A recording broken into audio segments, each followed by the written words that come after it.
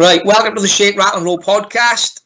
Today's guest, a little bit outside of the norm of the guests we've been having on combat sports. We've got Wales International and British Lion Ross Moriarty. How are we doing, Ross? You okay? Good, thanks, mate. You all right? All good, buddy. All good. Obviously, tough times for you guys as well.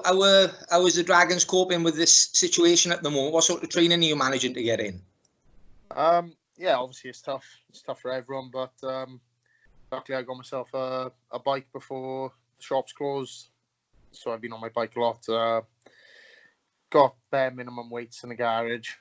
You know, obviously some boys have already had their garages kitted out beforehand, but I didn't have nothing, so it's been tough with that stuff. But it's nice to do some circuits and body weight stuff. Just change it up.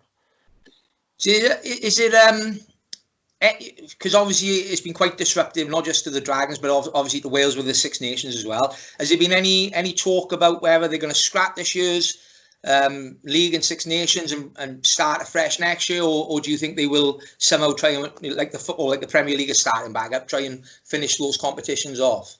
Well, obviously the league's obviously cancelled now, but the Six Nations, they are going to play the last games.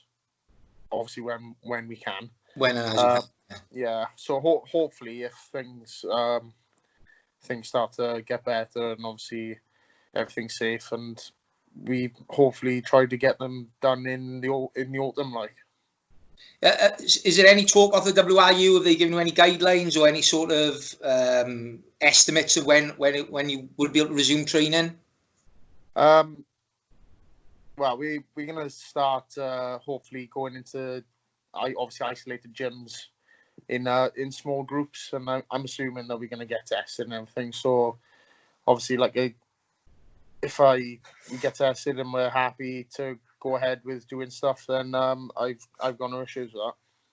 Yeah, fingers crossed, not too long, because a bit of normality for you guys, and I think it's nice to bring a bit of normality to the supporters of the rugby as well, isn't it? Because it feels, when somebody says, like, how do you find the lockdown? I find it empty. There's nothing to do. You can't pop and have a cup of coffee somewhere. You can't watch a game of rugby or an MMA bout on telly. Fortunately for us, Dana White has started the UFC back up, but I think that's the only sporting event going on at the moment.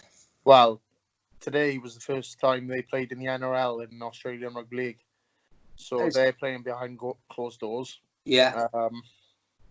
Which is good, because obviously people get to watch on TV. So yeah. Obviously it must be strange playing in front of no fans. They even had the crowd noise on the TV.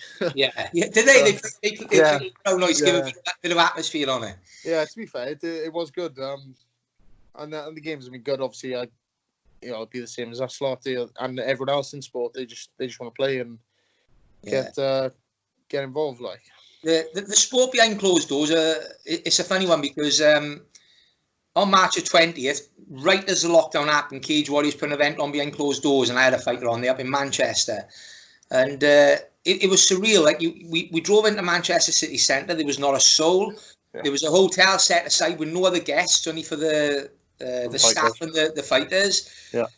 Then you was ferried across to the event, and as you said, all the testing, it was doctors testing you when you arrived, doctors testing you on the way, doctors testing you on the day. So it was a really thorough process. But as you said, there's one thing, whether it's playing football, playing rugby, or fighting, when you've got an atmosphere, it's a different sort of sensation as an athlete, isn't it?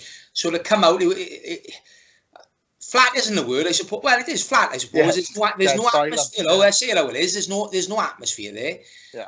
As a spectacle, it's still great. Like you said, you can watch it on telly, but I think people they go with the emotion of the crowd and the noise, and if somebody does something great, that can lift you as a team. But so it's going to be difficult.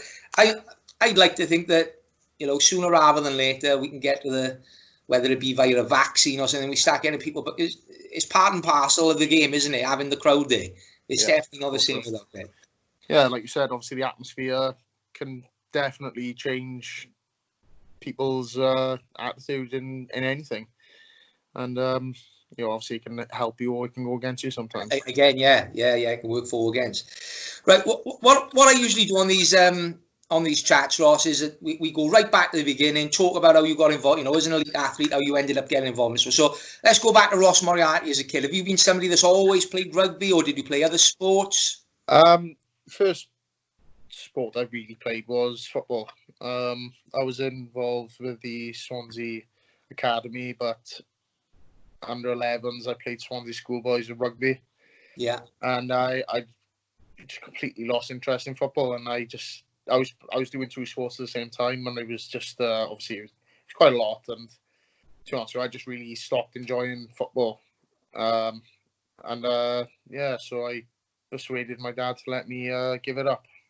So obviously, for those that's watching that might not know your family background, your dad and your uncle were both international rugby players as well, weren't they? As well. Yeah. Were they the types then to encourage you to get involved in rugby, with it being in their DNA? They never pushed me to do anything, to be honest with you. I think it was just, like I said, my dad wanted me to play football. Who doesn't want their son to be a professional footballer? It'd be nice, wouldn't it? Yeah. Be happy being third choice goalkeeper, I think. But no, yeah, my father, obviously, he really enjoyed football when he was younger. He still enjoys it now, but he switched over to rugby when he was in his late teens. But yeah, well, I don't know. I just enjoyed the contact side of rugby, and obviously I missed that in football. But yeah, it was just something which came natural to me, and it just it got me excited. So that's how I got into it. You touched then that you played for the Swansea Academy, but your dad then moved to play rugby league, I believe. Is that right? So did you move up to England with him? Where did you move to then? So my father signed for Widnes. I think it was two maybe 2 years before I was born. I was actually born in St Helens in Liverpool. And then 2 years later, I came back to Swansea, Morriston, where they've lived ever since. But both my parents are from Morriston, Swansea, and yes, this is where I grew up. So you born in St Helens, age of 2, back to Wales, where obviously your family originally from. As a youngster, you represented England at under 18 and under 20. How did that come about? So when I was in school, I didn't really have much going for me. I wasn't very good academically, but I wasn't doing too good in sport either. And to be honest, I wasn't really enjoying it much because I was sort of stuck in a bit of a rut, and it wasn't going right. And to be honest, I didn't really know what to do with myself. But luckily, a coach from Harbury, he asked my father if I'd like to come up and have a look around. So that was my lifeline, basically. How old was you then? It was when I was doing my GCSEs, so it was 15, 16. 16. So, excuse me, are they like a rugby-orientated school then that take on promising athletes? Well, there was 8 rugby teams for under 18s there in the college. I'd never heard of it, or to be honest, I'd never even seen anything like it. There was an equestrian centre, farming, whatever. Obviously, every single sport, and it was just nothing I'd ever seen before. It was a great experience. To be honest with you, if I didn't do that, I don't know what I'd be doing today. Yeah. So, did you go and stay there? Was it like yeah? With their homes, and you stayed there and you lived there for how long was that for? So, if it was GCSEs for the last year in school, and then did you go on to upper sixth form then as well there? Yeah. So it was college. It was 2 years. It was basically at university. There's a university campus there, and obviously the college campus. So you basically live in these domes or whatever, but you live with your mates. Obviously the rugby pitches are there, the gyms are there. It's obviously you have to do your school stuff, which I struggled a bit with. Yeah. But I stayed there for 2 years. So my first year I played in the second and third team at Harbury. Switch position from a fullback to back row because I just wanted to enjoy playing, and to be honest, I wasn't too bothered about being the best or whatever. I just wanted to enjoy rugby again, and I thought, if I'm going to do that, I need to have a bit of a change, and that's what I wanted to do, and luckily it worked out. So I'm guessing during this period then at Hartbury, is this when you got called up for the England under-18s? Yeah, so I played, well, I got asked to play Gloucester under 19s, I think it was. So I was on the bench, played 15 minutes, and luckily, good coach and a good friend, Peter Waltron, he was watching the game, and after the game, he went to my parents and said, is your son qualified to play for England? And obviously I was born in England, so yeah. So, under-18s you played there, also played for the under-20s, and when I done my homework on you, you actually won the under-20s World Cup, is that right, with England? Yeah, 2 times. Yeah, which was obviously a great experience. Yeah, like obviously I was playing rugby in England. Wales weren't too bothered about coming to watch or anything. But to be honest with you, it was good to get out of the fishbowl, which is Wales. It's tough when you're family. Obviously, you have. I was going to say, if I can jump in here, I'd imagine if you was a young up and coming talented rugby player, which you were in Wales, and the spotlight would be much more intense due to your dad and your uncle, and the expectation builds and the pressure. Did you feel any pressure with the name Paul Moriarty as your dad? Being such an exceptional player yourself. Yeah, of course. Obviously, my dad's obviously a player and coach, so it was tough. Obviously, he was obviously a bit frustrated sometimes with me, but like I said, I kind of just stopped enjoying it and didn't really want to play, and that's why I said it was a good thing I moved away, because I actually changed the position, and it was a fresh start. No one knew who I was, no one cared who I was, and I liked that. And obviously, like I said, being in Wales when your father and uncle have done what they've done. If you do something good, it's because your father. Yeah. It's a bit like that. So me going to play for England was like, you know what, you can't say that to me anymore. Do you know what I mean? Yeah, fair play. So you were how old were you when you your first professional game was for Gloucester, I believe. Is that correct? Yeah, I think it was 17 or 18. You see, so you signed for those guys. Was that on a full-time contract or part-time? Yeah. So luckily, when I was at college, I played that game and got picked up by England, and then Gloucester said, "Look, we'll sign you." So I signed a 2-year contract in the academy when I was 17, and that took me up until obviously I may have just turned 18 or 18, 19, and so that was my first obviously academy professional contract. That was it. So, success. So, how long before you established yourself as a regular in the Gloucester first team? I'd say it was about 20, 21. I think the Premiership is a very tough league, and it's obviously you can get relegated, and obviously there's a lot of pressure on teams. So it must be tough for coaches who haven't got a strong team or to just feed young players in. So it was obviously the coaches at the time, they obviously wanted to win. Thankfully they did give me a chance. Obviously when I first started playing, I just wanted to play all the time, and being on the bench and only coming on for 10-15 minutes, I was very frustrated. But I'm not there to make up the numbers, and that's how I've always felt. Like I'm not even, no matter how old I am or however many games you may have played, I'm not there to make up the numbers. So that was always my mindset. Did you win anything up at Gloucester? Yeah, we won the Challenge Cup. Obviously you got the European and then the one below, which is the Challenge Cup. That was the only thing we won, and we struggled a bit in the leagues. But no, it was still a good experience. I mean, they're great fans, like 15,500 sometimes on a Friday night. Yeah, it's good. The fans up there are really, really good.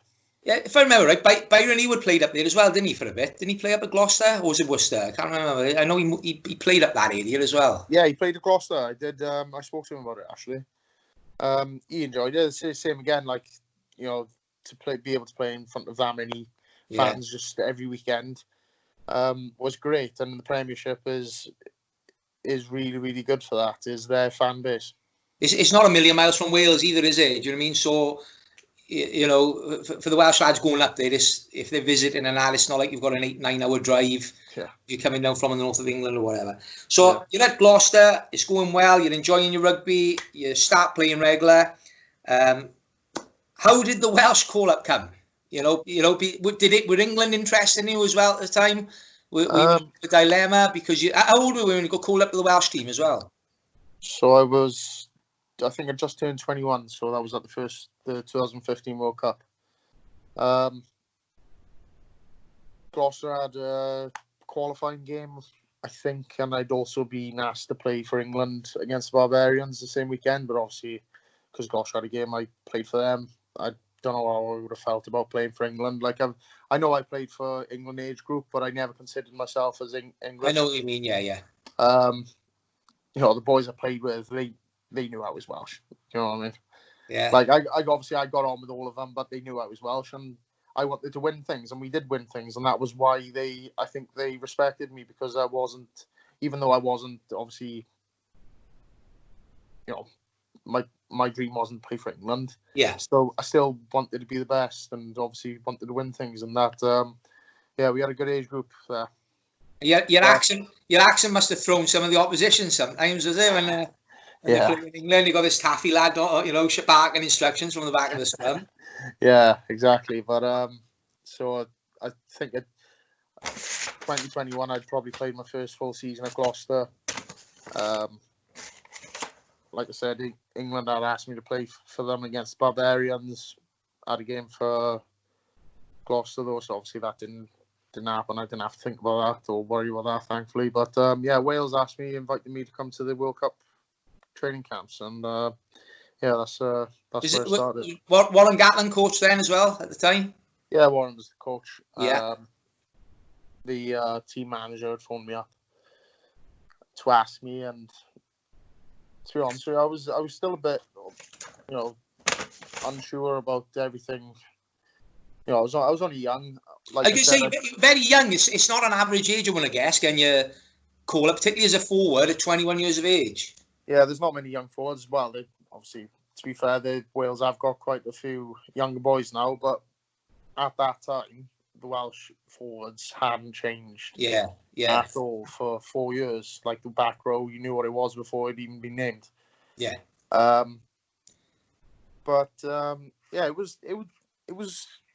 It was strange, because obviously I had this feeling that Wales didn't care or never really respected me or even bothered to look at me. So I was a bit like, I don't know, because obviously England had looked after me very well. Yeah. You know, we done some very good things, 2 World Cups, Junior World Cups, obviously.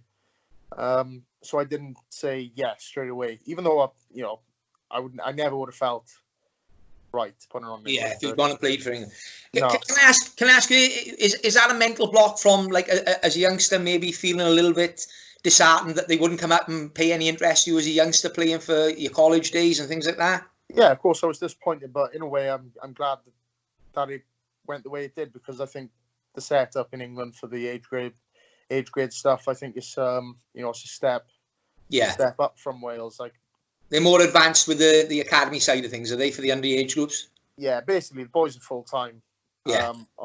They obviously push you to go to college where you can play sport, look after you, get all training done. Like, obviously back home, there's not much in the way of that. Like, boys work, go to training in the evening. Like, it's tough for them. But I'm glad that I stuck with England on that one.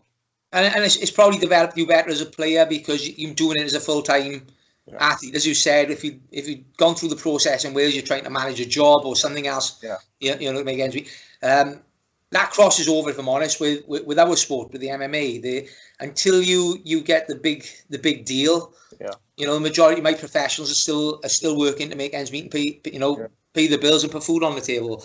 Whereas some of the foreign countries, you know, even in Europe, are providing good academy contracts now for young up and coming pros to come through and find a way of doing it full time, even without the income coming in. Yeah. So you've had the call up for Wales. It's against Ireland. Was that home or away? It was at home. It was the World Cup warm up match. Right. Played that game and then got told I'm not in the World Cup squad to go. Obviously, that was very disappointing again. But sadly for Eli Walker, he got injured. But luckily for me, I got called up then. So you're one cap deep and you're called up for the World Cup squad then? Yeah. Dropped them, picked back up. Let's go back to the debut. How did that feel for you? What was it? I'm guessing it was a sold out against Ireland. Was that a realisation as a dream, or you one of these guys you just take it in your stride? To be honest, I didn't. Wasn't phased or anything by it? Yeah, it's like it. Obviously, it's a huge dream of mine to play for Wales and win out the Millennium. We just got through like a massive World Cup training camp. We've been in Qatar for however long. It was 50 degrees. I think we all struggled a bit trying to play that game after all that, but that was the process. To be honest with you, it was very tough. I wouldn't say I enjoyed it too much, but why do you enjoy it? Just because you was physically and mentally drained from the camp? Yeah, we were physically and mentally drained, I'd say. Yeah, but that was their process. Did you carry pressure into that game again? And I ask it because it is. I think like people like yourself have got to work a lot harder when you've had a parent that's been so successful. I mean, did you feel you carried any pressure into that match on your shoulders? Yeah, I was in a way. I was sort of. I didn't really think about it too much. I was just happy to be given the chance, and even though, like I said, he wasn't the best at games, and but obviously it was a great moment for me to be able to get that first Welsh cap. But for me, just having one cap wasn't enough. Yeah, and how old was you? 21. 21. 21 then. Yeah. What was your dad's reaction like when he found out you was playing for Wales? Yeah, he was chuffed. Of course, like anyone's parent would be. He was over the moon. But same as my father, he says, he played for Wales once. All right, but you're not going to be a proper international to play 20-odd games. Yeah. Do you know what I mean? And keeps you grounded, your dad, by the sound of it. Yeah. Yeah, definitely. Yeah, which is a good thing. Yeah, 100%. But he's got a good point. Like, I wouldn't be satisfied. I wouldn't be happy if I'd only had a handful of caps. So I think that's something which pushes me again. Yeah. How many caps you on at the moment?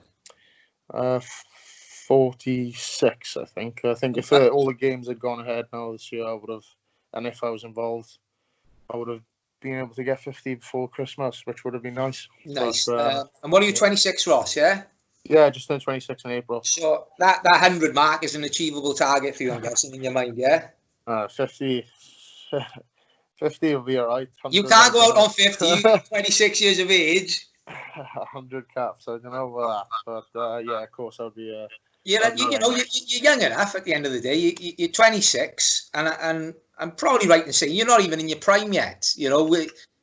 As an athlete, they tend to say that the physical peak is between 28 and 32 years of age. So I don't know. 26. I think you bit of longevity and a bit of luck with injuries and things like that, and a few other. The rest of the number 8s will be in shit. You should be all right for the next few years, buddy. Yeah. What's the biggest difference you found between the level at international and at whether it's a Premiership or the with the counties of Wales? What's the biggest difference? So obviously going from college rugby into basically a Harbury, they got a Saturday team, which is obviously the men's side. We played in National 3 got promoted twice, then up to National 1 at the time I was there. But, you know, you think you're fit, but until you get thrown into a, you know, like a Premiership game. Yeah. You know, your lungs struggle and you're like shocked, like you think you're fit, and you're like, geez, like what's going on? Like, why do I feel so bad? Why are my legs not working properly? Why can't I breathe? And but it took time to get used to that. Then international, it was like I thought another step up again. Yeah. Then, yeah. It was like I thought I was fit. I don't was training. I still feel terrible. But now, luckily, I think I've got the experience, and I kind of know what to expect, and it doesn't shock me as much if we do get put in those situations. And you definitely you can never prepare yourself for that feeling. Yeah, and I think it's a mix of it's adrenaline and all these factors, and the mental stress coming into it. You know, it all impacts. I've had so many guys this absolute fitness machines. Yeah. But at certain events, that pressure, that atmosphere, the mind, you know, the going up against somebody who's trained as hard as they ever have, and I can't feel my legs, can't feel my arms. You know, it does have an effect on you.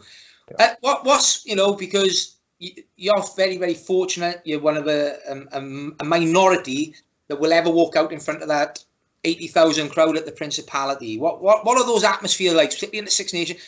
Let's ask you about it. Probably the England game is always going to be the one where the atmosphere probably goes up a notch. What's that feel like for you guys as players? I imagine the atmosphere and the noise is deafening. Yeah, it is.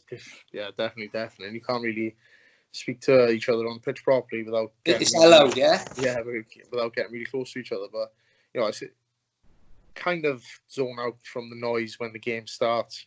But, you know, like the build-up, the warm-up, that's when I really listen to it and can really feel that energy. But when the game starts, I kind of don't. Yeah, quite surreal, I'd imagine, warming up and you're looking around and you think there's 80,000 people here, plus millions watching, you know, on TV and pubs, clubs, and at home. Yeah. But you know, it's a unique experience, you know, and there's lots of people who give their right arm for it. So, so you've had a great career at Gloucester. You've been picked for Wales. You got picked for the rugby squad for the World Cup. Yeah. Then your British Lions call came. You was at Gloucester when that came in 2017. Is that right? Yeah. So I'd just played the Six Nations for Wales. That was the first real campaign that I was involved in. Did you win that one? I can't remember where we finished, but you know that was the first campaign where I really got to play, you know, regularly, and I enjoyed it. And luckily for me, I had the call up there for the Lions. Unfortunately, he was cut short with injury. Is that right? Yeah. So obviously done all the training. Got there, played 3 days later after we arrived, and slipped 2 discs in my back. And I was there. I get on well with Sam, but he went off with a sore ankle. I had 2 slip discs, and they couldn't take me off. Yeah. And I've never ever asked to come off the pitch, no matter what. And but that towards the end of that game. Is that would you say? Like a pride thing, you know, where you say now, would you change now? You're a bit more experienced. If you had that injury, would you raise your hand, or you still got that attitude, that mental aptitude to say I'm staying on regardless of what? Yeah, obviously now I am a little bit older and more experienced. I understand which games, which you really obviously you can't show any weakness, and you know some games, you're winning comfortably, and maybe for your club. Do you really need to stay out there? It's about managing yourself, and obviously if you have that relationship with coaches and the conditioners, and you can say sort of, you know, do they need me on? Like, is it just a risk? Is it necessary? If I need the game time, obviously stay on a bit longer. But yeah, like you said, looking back now, that game, I felt those 2 pops in my back. I didn't know what it was. Yeah. It was. You know, they had to pull me off the ground basically to let me carry on. But that was a painful game. Painful experience, because I'm guessing, for a young international rugby player to be called up for a British Lions squad, that's the ultimate goal, isn't it? Yeah, but more so to tour New Zealand, who are probably the iconic team in the world, aren't they? You know, it's if you was going to be a British Lion, if you could write a storybook ending, it would be get picked for the Lions, play in all 3 tests, and beat New Zealand. That would be the ultimate goal, I'm guessing. Am I right? 100%, yeah. Yeah. So, how was that experience pulled in with all those other internationals? What's the atmosphere like? And because I often wonder how that feels, because for the majority, for 4 years, you guys are all trying to take each other's heads off. You're trying to run each other into the ground during games, and all of a sudden you've got to come together. How does what's the atmosphere like? How does it feel?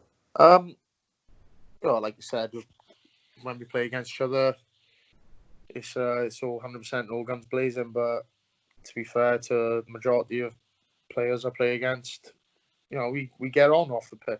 Yeah. We can have a conversation. We can speak to each other normally, but we understand the line which we cross when we go onto the pitch, and obviously there's no hard feelings for anyone, but it's what we got to do. Yeah, and does the bond automatically come together on those Lions tours, you think? Because I've watched some videos of historic tours and different things, and it does seem that they do come together really well. Yeah, it was good. Obviously, my first experience of it, and I wasn't too. I was 21 years old. I was a bit nervous. I was going into a camp where there was players there who I watched as a kid. Yeah, that again, that must be surreal. When you're sharing a field with people that you probably idolized as a young bloke. Yeah. Like I never say, I aspire to be as good as this person, or I watched this player and thought, that's what I want to be like. But Sean O'Brien was one of those players, and I never say it because there's a chance I may play against him. Yeah, of course. Yeah. So I've never said, I've aspired to be like this, or I watch this person, because I don't want to walk into a pitch with someone and say, and a little bit overawed. Yeah. Because the reality is, you're going to do your most as a proud Welshman to put it on him, and your mindset is totally for 80 minutes about getting the result and being a better player than the opposite number, isn't it? Yeah, of course. But like I said, as a 21-year-old, you go into a camp where you've only ever played against these players, and now you've got a chance to train against them and obviously compete against them. You've got to shove that to the side. And like I said, I'm the sort of person, I wasn't there to make up the number. Even though I was a very inexperienced compared to a lot of these players, I was like, you know what, I'm here.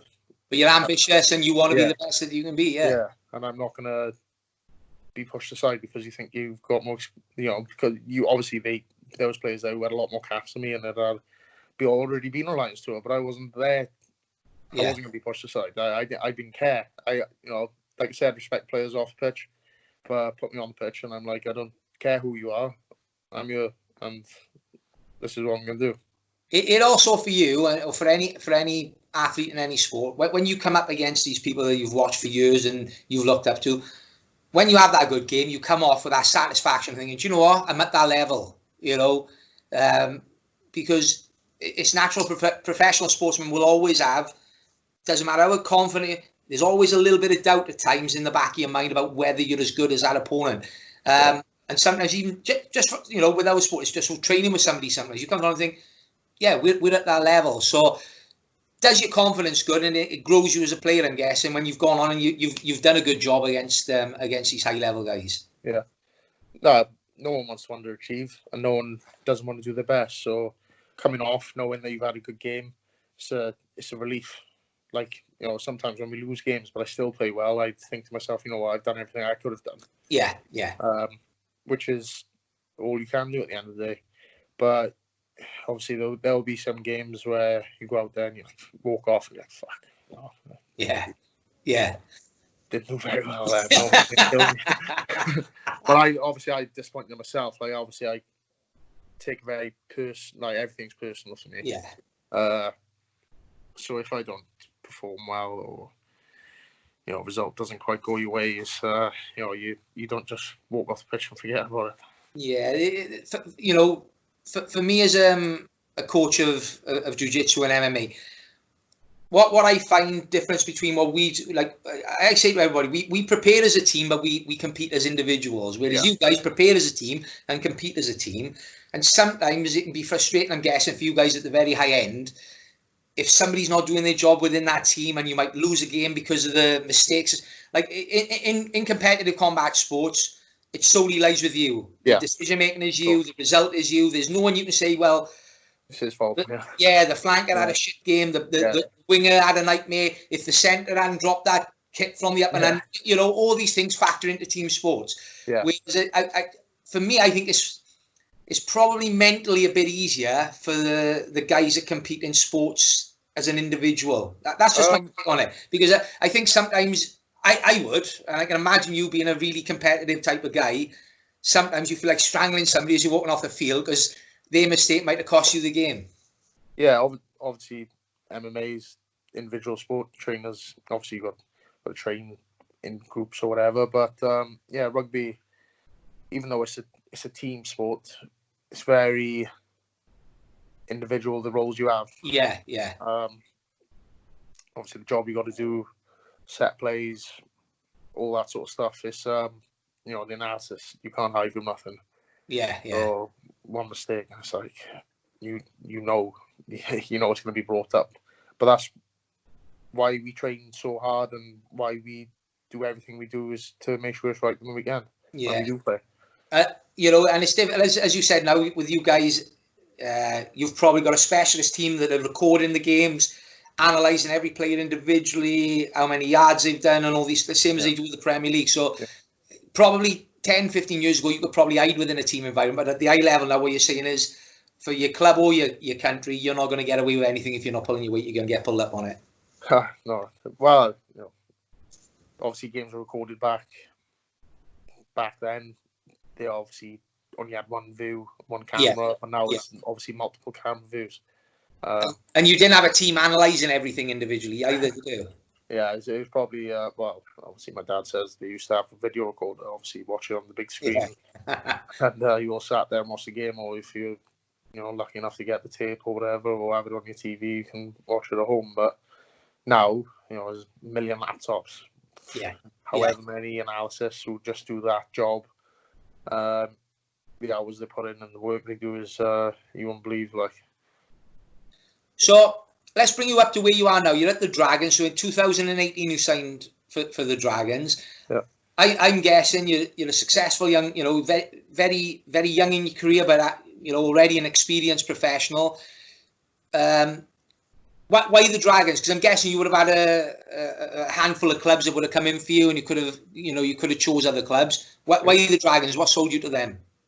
So obviously I was put in a difficult situation. Obviously they said, look, you're either going to stay at Gloucester and carry on playing for Wales, or you can come back to Wales to play for Wales. And that was the only option. Sorry, Ross, just so people know. So that's where the Welsh setup made the decision you had to be playing. You either remain at your club in England, because obviously you'd signed there.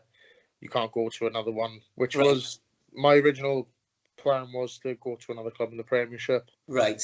Then obviously they threw that one out there, made up that rule, which basically stopped me and Reece Webb from moving. Obviously the boys who had had 60 caps were happy days. They got to go and do whatever they wanted to. Yeah. Obviously Reece had signed for too long. He'd already made that decision before that rule came out, which I think was a bit, was a bit shit really from WAU. But he made that decision. He still went, and fair play to him. You got to play in Toulon and experience something different, and got paid good money So so the reason for the move back to Wales is solely around continuing your international career because you wanted those extra caps, yeah? Obviously I'd been at Gloucester for quite a long time, and I think I just needed a change. I was in a proper hole after that injury with the Lions. I basically done recovery for 6 months, came back and played, and then my disc was leaking basically onto my nerve, which meant I couldn't train or play again. So I was just in a hell of a hole. And like I said, the fans and stuff are great up in the Premiership and at Gloucester, but things. I was in a very bad place with my contract and my mindset towards the club at that time. But yeah, I made the decision to sign for the Dragons. They were very keen for me to go to them. Bernard Jackman, even though he wasn't there for long, he was a good bloke, and I thought this is a guy to get on with, so that makes things better. And yeah, if I was going to come back to Wales, I wasn't going to settle for the lowest offer. So I came back to Wales to play for Wales. Now, obviously, I've extended my contract and things are a little bit different. But to move to the Dragons, obviously it was not the track record wasn't great, but at that time that seemed the best option for me was to do that. But now I've extended my contract, and I think things are changing. Yeah. Yeah, what I will say about the Dragons, they've always had a fantastic following as well, supporter-wise, haven't they? They've always come out to support the team, good numbers there. There was talk, wasn't it, at the end of last year? There was, I know full well what the media are like. They talk a load of shit, but there was like talk of you possibly leaving at the end of last year. But you've extended your contract there now, and you're happy and settled, and not looking to move at the moment. Like I said, I've extended my contract, and we got a new head coach, Steve Ryan, and I think he's been great. And what he brings to the team and to the environment is something I've not really experienced before, and I really enjoy it. And to be honest, if I'd had a coach like him all my career, I never would have left any club. So, would you say best coach you've played under then at the moment? Yeah, I'd say so. Yeah, definitely for his player management and how he's, it's just how he manages players and how he plans his training sessions, how he interacts with the players. Like even during lockdown now, we still have Zoom meetings, and we all stay in contact, and obviously they lead meetings. But he's definitely up there with one of the best coaches I've had. I'm a great believer. I have a saying that I use all the time. For me, there's no such thing as the best coach in the world, but there's a best coach for you. And your relationship as an athlete with a coach is key to you being successful. And that's great to hear. So you're getting on well with this guy. He's bringing in new ideas. He's making it more enjoyable, and you're enjoying your rugby. And at the end of the day, Ross, regardless of what you're getting paid and whatever the rewards are, you need to be enjoying it. First and foremost, So coaches can make or break you, and I've been coached by some coaches which have broken me, and luckily now I've got a coach which I get on with, and I believe is he understands the game very well, and he gets on with the players. That's so valuable for you, isn't it, as a player? Because if you're happy, you're playing well for your club, the international thing looks after itself then, doesn't it? Yeah, of course. Like I said, I've never really been in the position where I can say, I've really, apart from my younger stuff with the age group, but as a professional, I've kind of struggled with some coaches, and obviously my father's been a coach, and I've seen how he's interacted with players, and now I kind of feel like I've got a coach at the Dragons which I can speak to normally and understands how how to speak to people or how to treat people properly, and it's knows how to get the best out of you then. Yeah, basically, make you fit. It'd be hard to think that some coaches really, they probably are best coach on paper, or they've done this and done that, and it's like you ain't gonna get the best out of someone if you're. But again, sometimes that's where ego comes in with some coaches, and I see it at the highest level in our sport, where they'll have a run of success, and all of a sudden they're bigger than the spotlight's about the coach, not the team. So of course, there's obviously it happens now. Some coaches are always in the media and like speaking to the press, and that's not my cup of tea. But some people, that's what gets them going, and it does become about the coach and not the team. And for me, that's no, it's always about it should always be about the athlete and the team. Because at the end of the day, you're the guys that's got to go out and win that game. The coach can't do it. Exactly. So if you've got an unhappy team, or in our sport, if I've got a fighter that's not giving 100% for us, I'm not doing my job properly. Well, at the end of the day, if you aren't happy with our coaches, are you going to give 100% for them? No, and that's natural. And especially when you're putting your body on the line for them, and they just take all the glory at the end of the day. There's 23 boys in the matchday squad which are doing all this shit. Yeah. And it's tough for you guys because obviously you're under a professional contract for a length of years at that club, and they can make things very difficult for you as well. At the same time, if you're not playing, they can not agree for you to move to other teams. They hold the cards a little bit different in MMA, as much as the fighter it's all around the fighter.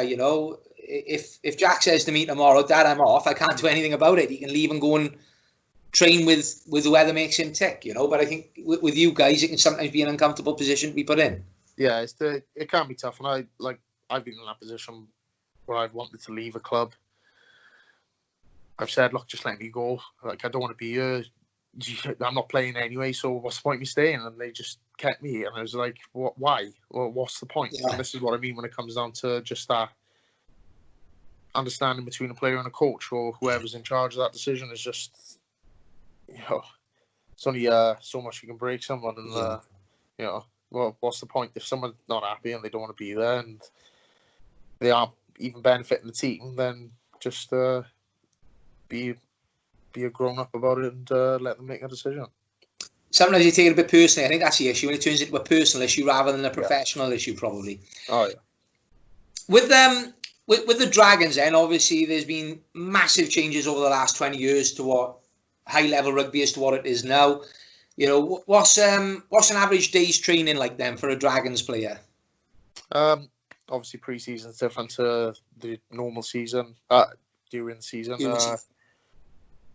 To be fair, how Dean Ryan is managing the players very well, and sadly, obviously, the season's been cut short. But the way we'd structured training around schedule, how players were actually feeling, which is something which goes over players, coaches' heads a lot of the time.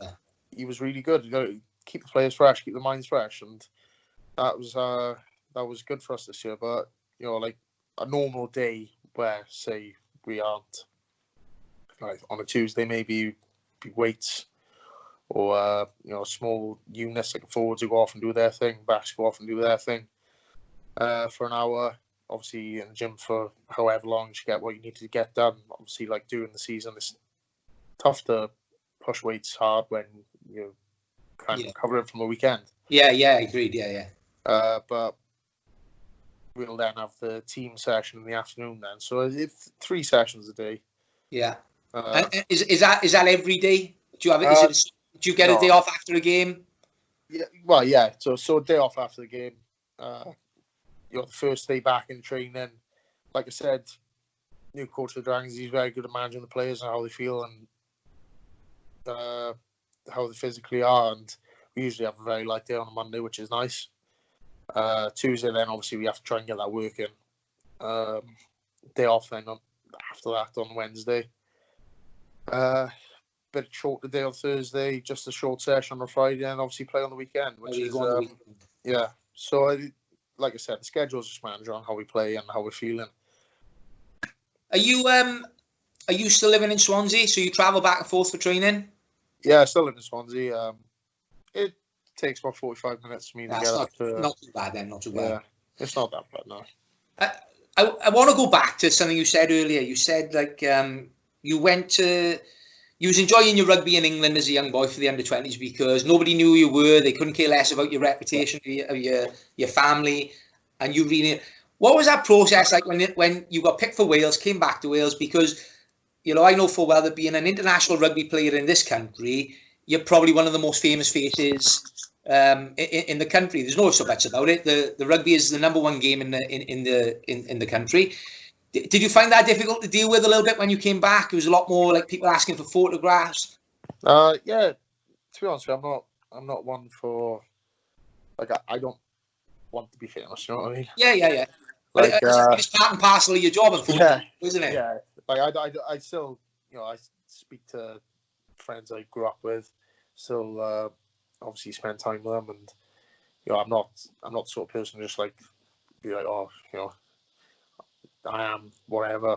I'm still the same person I was when I was growing up, like, which is, that's my personal thing. Obviously, some people are a bit different with it, but yeah, it is tough because sometimes I just want to be normal. Like there's no normality sometimes. So, for example, I can imagine you if you took your missus shopping in Cardiff, you'd be stop, constantly being stopped for photographs and a chat, like.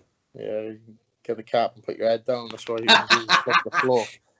You know, a nice thing now, once this is all over, you can wear one of those masks, and nobody's going to give you a second look. Yeah, I usually walk around with a surgical mask on. Look at the floor and try not to make eye contact with people, so I don't have to get engaged in any conversation. Like, I feel your pain, mate. No, it is tough. It's tough to get them because, again, I met you, and you're a nice guy who doesn't want to, but it must be frustrating for some people where you can't even walk down the bloody street. Do you know what I mean? Because you're being stop when you've got, and that's not you being rude in any way. You've just got things to do. You've got stuff to do and get on with. Yeah, of course. Like I said, I'm just a normal person. Yeah. Who plays rugby in front of quite a few people, and I had a conversation with Mum the other day. Obviously, it comes with the territory, and sometimes it can be frustrating because it's not easy all the time. Because like I said, you want to be left alone sometimes, and you're not in the mood to be able to. Yeah. Don't get me wrong. I want to make everyone happy, and I want to do nice things for people. But sometimes it's hard to be like that 24/7 and make everyone happy. And yeah, of course it is. Like obviously, we during this lockdown, we're doing a lot of videos and trying to keep people happy with us. Like sometimes you're a bit like.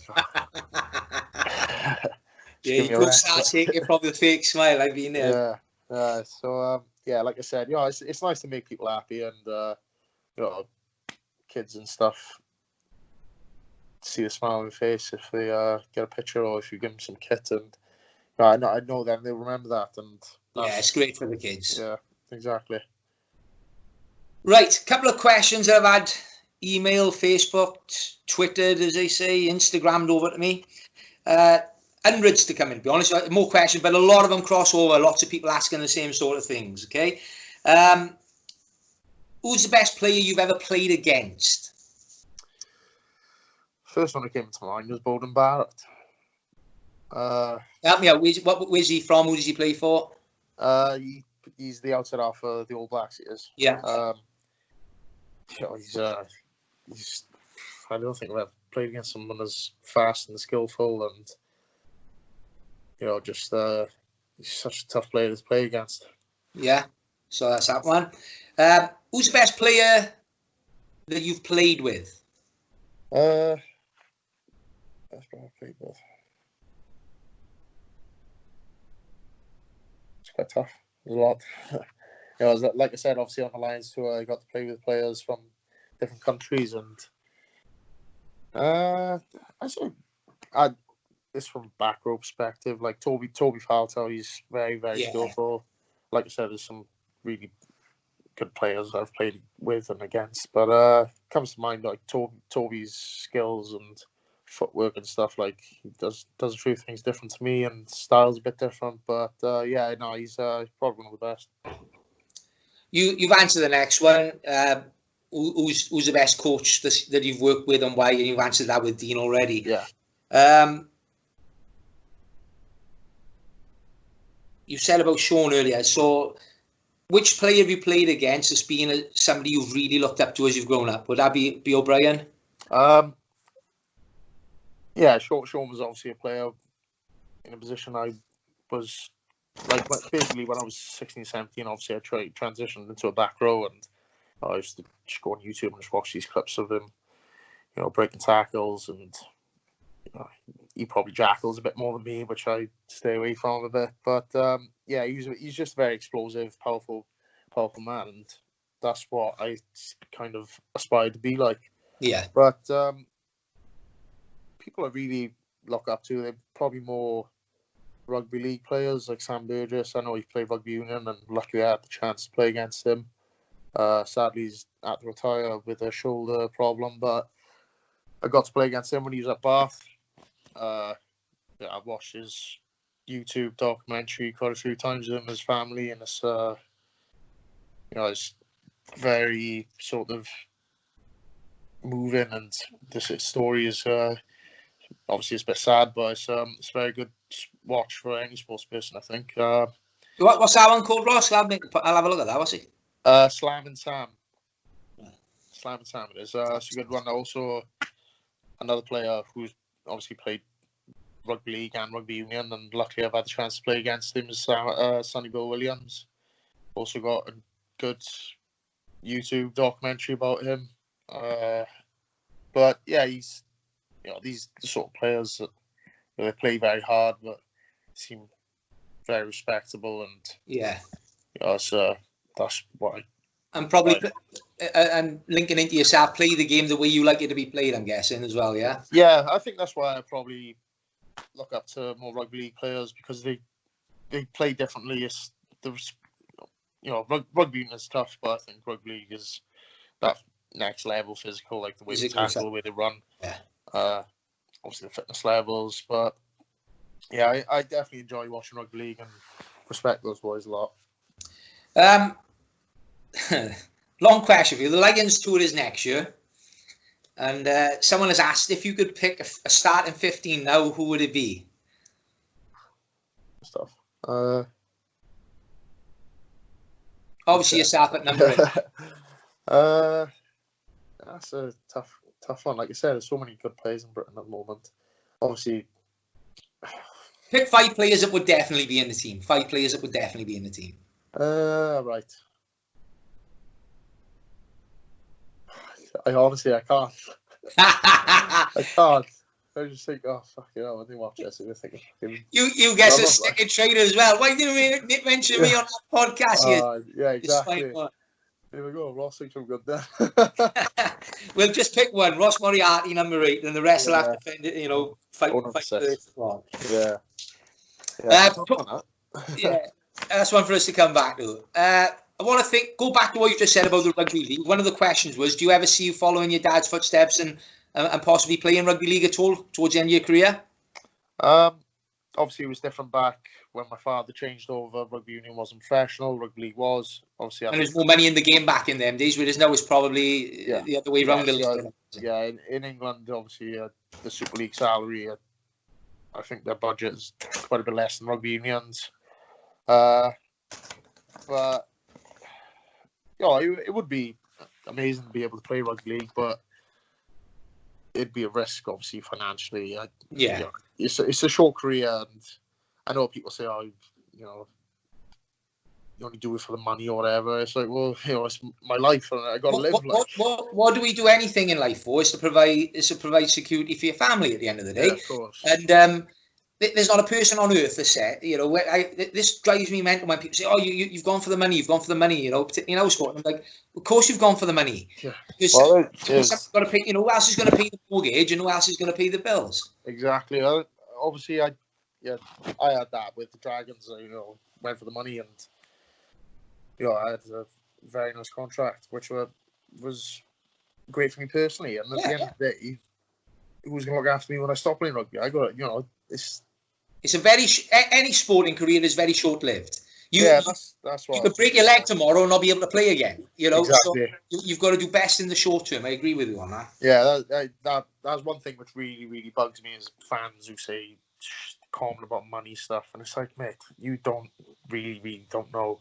Like I've been in a situation. Obviously, my dad's a player and a coach, and I know what it's like. Yeah. To not have a job, and it's not, there's no security in it, and you've got to make the most of it when you can. Well, they say you've got to take the ball. I totally agree. Yeah. So a couple of people have messaged in saying that they've seen you at the Cage Warriors event. Have you always been an MMA fan, or was it just something you've recently took an interest in? I wouldn't say I've always been an MMA fan, but in the last few years, obviously, Conor McGregor took the UFC massive. I'm not one to stay up late and watch them. But same as me, I Sky Plus everything. I'm too old to be staying up at 3 in the morning, mate. yeah, I get up in the morning, I have a cup of coffee, 9 a.m. I set the rate, and I'm good to go. Bit of peace and quiet, nobody bothering me. I think, but like now I'm a bit older. I kind of understand it a bit more, which is obviously that makes me interested. Same as boxing. Like I like watching boxing. But when I was a bit younger, obviously I didn't understand it quite technically, and obviously all that sort of side to it. And like you said, Jack, when I was younger, I used to do a bit of boxing, but I didn't really understand it. Do you know what I mean? Yeah. There's a lot more to it than I thought back then, than I know now, and that's why I do enjoy watching it when I do. I wouldn't say like I don't follow it like nothing, but I do enjoy watching it, and like I said, understanding it and seeing all the technical stuff is makes it more interesting.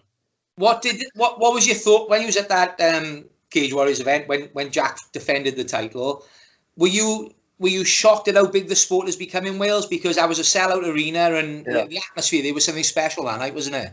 Yeah, that's the only time I've ever been to one. Obviously, I have watched obviously some UFC stuff on the TV, and you know, for the big fights, obviously like McGregor and stuff. You see in the crowd, and I didn't know what to expect. Like going to that the one in Cardiff, I didn't know how many people were going to be there or what sort of atmosphere it would be like. But yeah, like you said, it was sold out, and it's good for the sport. It's good for the boys who are fighting. Like, you know, who doesn't want to have a good crowd watching them fight? Like, it makes everything more entertaining. It makes you feel better. It makes you more excited. Do you know what I mean?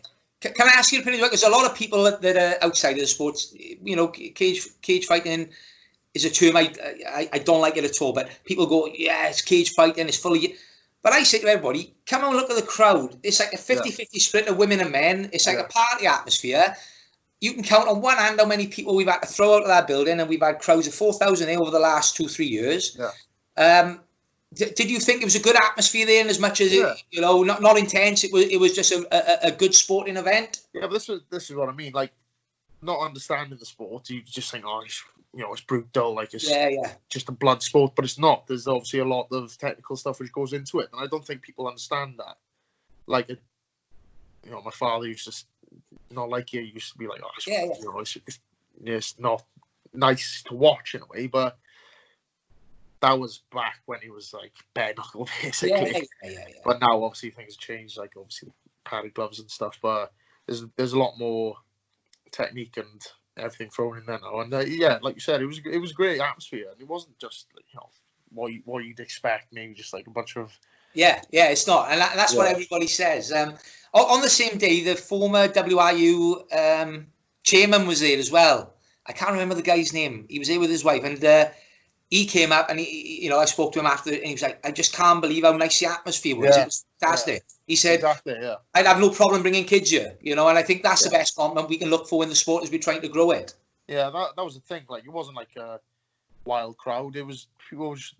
They were there, obviously, you have a drink or whatever, but it wasn't stupid, and people were enjoying themselves, as in they were watching the fights, and the fights were entertaining. Obviously, Jack won as well, which was a bonus, but it was a good night. And like I said, that's the only one I've ever been to, but I would go to another one because I thought it was a good evening. Like.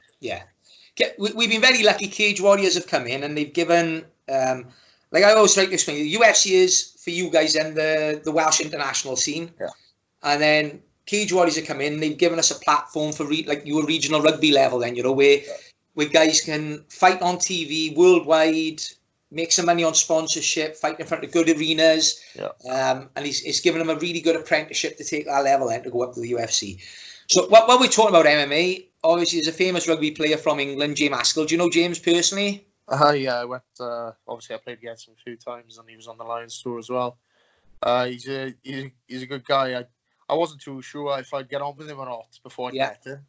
But we get on, and you know, he's a great bloke, and obviously he did well on Celebrity. I can say I've never met him, but he won me over, to be honest. Watching him on Celebrity, I thought he came across as a really good guy, you know, a nice fella, to be fair. Yeah, exactly, and he is a really nice bloke. And obviously, like I said before, I knew him. I wasn't too sure how I would take him, or if I didn't like him, but like I said, he's a really nice bloke, and definitely changed my view on, he can't really. How do you think he'll do when he crosses over? Because he was due to have had a fight, but obviously the pandemic has stopped that. Yeah. Signed a multi-fight. And talking to people on the scene, he's been training quite some time. I remember him doing videos with Brad Pickett from 4 years ago on BT Sports. He was doing a show. It was like trying to raise the profile of MMA before they signed the UFC contract with BT Sports. Okay. So I know he's been doing a bit for quite some time. He's a big physical guy. And what I will say is probably the heavyweight division is probably the weakest division in Europe, because they're all playing rugby like you guys. Anybody that's a fit physical athlete is making a really good living playing rugby. Do you think he's got what he takes to cross over, or do you think he might have a bit of a culture shock? Yeah, like you said, he's obviously he's in good shape, and he likes training, and that's obviously the training you put in and the work you put in. That's a big part of the outcomes of the fights. But yeah, it would be interesting to see him fight. Yeah, I would enjoy to see it. Just Yeah, I'm curious to see it, because if he's been doing the training properly, I've got a lot of good fighters that have come from a rugby background, and you're used to the physicality, you're used to the bumps and bruises, your takedowns, you learn pretty quick as you're used to going in and rugby tackling people. So if they match him right with somebody who I think was predominantly a stand-up fighter, he could have a good night. Yeah. Like I said, it would be good to watch, and fair play to him, giving it a go. Like, it's not, people to even just get in the ring, and you can either way, one of you is going to get beat down. Yeah, like, there's only one winner, so it's a 50-50 chance. You know what I mean? So fair play to him. Hopefully it does go ahead and he does have a fight, and obviously good luck to him if he does, and hopefully he wins. But even just give it a go. Just even try it. There's we've got a lot of time for that. Question I got, and this is my question, because me and Jack are in a similar scenario to you and your dad. What's your dad's nerves like on a game day for you? Does he get himself worked up, or is he at that point now where he's just comfortable and he knows you can go in on these big games and deliver? Because I'm out the back spewing. I am just before we come through the curtains. Yeah, no, obviously like so my dad's got the experience of playing and coaching, but I don't know. It's hard to explain. Like he obviously, I think like the switch sort of flicks when it's game time. It's game time. Like I think game time, and he's got that experience where he can turn that switch and go from worried dad to fix on as a professional coach, and he's done everything. He'd be fine. Yeah. Obviously, certain games and whatever is obviously different emotions and different out, like obviously what they're for. But I know he obviously worries, but he wants me to do well, and no one wants to see their son do badly. Which you are, so he must be proud. Who is the greatest Welsh rugby player of all time? Oh, that's hard. Greatest Welsh rugby. You can't keep backing up these questions. Obviously, Alan Wynne-Jones has played for Wales for, was it like 11 years or something? Yeah. How old is he now, Ross? I think he's 34. So he's 34, 35. I'm not sure, but obviously, I think Alan Wynne, most capped Welsh player as well. Yeah. So told you've got 8 years in front of you yet. Look, if he's 34, you're 26. Yeah. No, he's a great player. And obviously, like I said, I watched him when I was younger. I had the chance to play with him and hopefully play with him again in the future. But he's a great player. He's good to have in the team. Like, he's a great trainer, even though he's a bit older. He's one of the fittest and trains the hardest, and he drives that level, which I enjoy. And he's become a Welsh icon as well, hasn't he? I think he's somebody they'll still be talking about 50, 60 years down the line, so he's cemented his place in Welsh history. Yeah. Obviously, we had a really successful era under Warren Gatland. How was the new coaching set? How have you found the new coaching setup with Wales? Is the question that's come in. It's been good. We've obviously new coaches, and like some of the coaches not too long retired from playing, and it's good to have that new start and new, obviously, look on the game. Changes things up, and obviously we didn't get some of the results we would have liked to in the Six Nations, but it was still enjoyable. Yeah, training was good, and like I said, obviously some of the results didn't go our way. We were very close, but the style we obviously trying to play was very enjoyable, and yeah. Is that one of the key differences? The type of rugby, the type of style of rugby they're trying to get you to play, is there much difference there? A little bit. I think they obviously give us a little bit more freedom to throw the ball about. You obviously, some coaches feel under pressure not to make mistakes, but this kind of made you feel a bit comfortable to try things, and they wouldn't sort of have a go at you if you tried something and didn't quite go to plan. Obviously, different games, different scenarios, but no, it was all right. It was good, even though the results. Yeah, and there's always a little bit of a dip, I think, with a new setup, because it's trying new ideas and different things. I think I just hope that the crowd and the WRU do give it.